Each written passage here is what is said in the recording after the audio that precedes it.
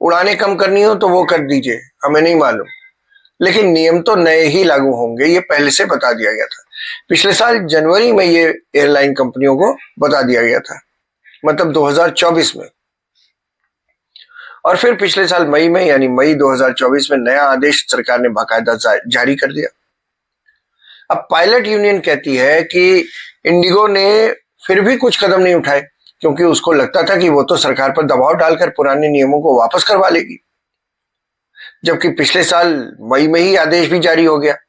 आदेश में भी कहा गया था कि जून से नियम लागू होंगे, जून 2024 से, यानी पिछले साल की जून से।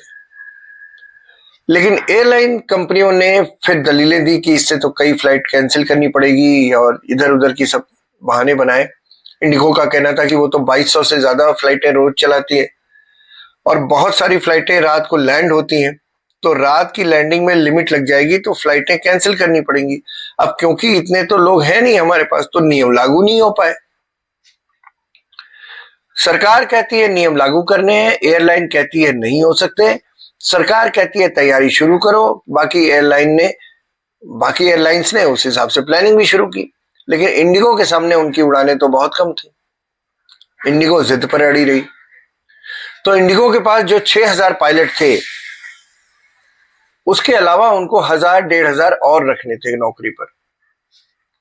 आखिर मामला 2025 में हाईकोर्ट तक पहुंच गया और अप्रैल में हाईकोर्ट ने आदेश दिया कि नियम लागू तो करने ही पड़ेंगे, बेशक 2 चरणों में लागू करो।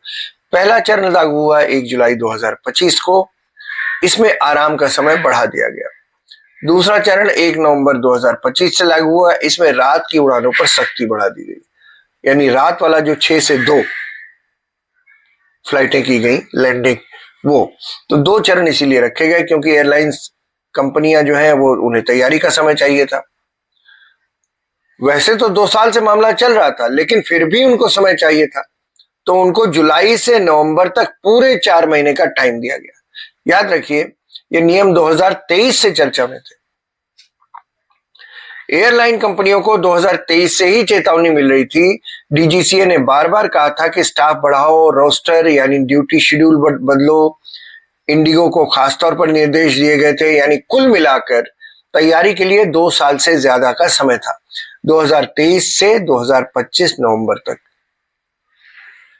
लेकिन शायद इंडिगो ये मानकर बैठी थी कि सबसे बड़ी एयरलाइंस तो मेरी ही है और सरकार उस पर कोई एक्शन लेगी नहीं, क्योंकि अगर मेरे ऊपर एक्शन लेगी तो फ्लाइटें चलनी बंद हो जाएंगी, तो हम तारीख आगे बढ़ा लेंगे।